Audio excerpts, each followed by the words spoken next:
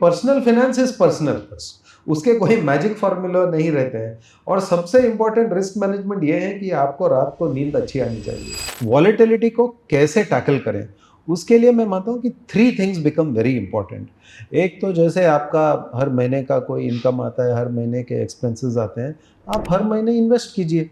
तो जो वॉलेटिलिटी है वो आपका फ्रेंड बन जाता है, क्योंकि जब मार्केट ऊपर की तरफ है और वैल्यूएशंस हाई हैं तो आपको उस प्राइस पे कम यूनिट मिलते हैं when you do a SIP.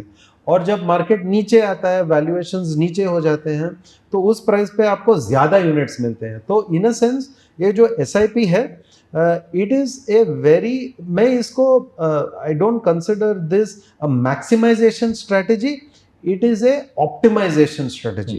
कि it is allowing me to buy more when things are cheap, और जब थिंग्स आर रिच मैं कम खरीद रहा हूँ।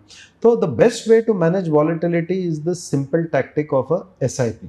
चलो, that has solve the problem कि आप ये एक वॉलेटाइल एसेट क्लास में कैसे आपका रिस्क मैनेज कर सकते हैं।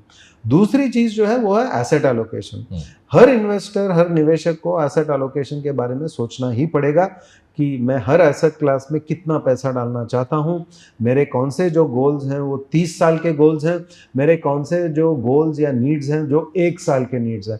1 साल के नीड्स के लिए आप इक्विटी की तरफ नहीं आ सकते हैं, उसके लिए तो कैश प्रोडक्ट्स हैं, लिक्विड प्रोडक्ट्स हैं, मैनी फिक्स्ड इनकम प्रोडक्ट्स जो म्यूचुअल फंड इंडस्ट्री ऑफर करती है, which can meet those requirements. तो आपको अपने पोर्टफोलियो में एक बैलेंस लेके आना चाहिए बेस्ड ऑन योर गोल्स कि मेरा कितना एलोकेशन कौन से एसेट क्लास में होना चाहिए।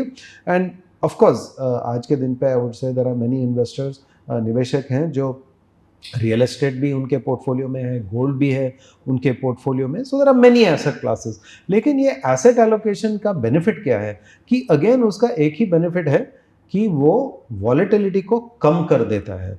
और जो वॉलेटिलिटी कम हो जाती है तो उसमें हम वॉलेटिलिटी जो बोलते हैं ना, तो people think that is just a measure of financial markets.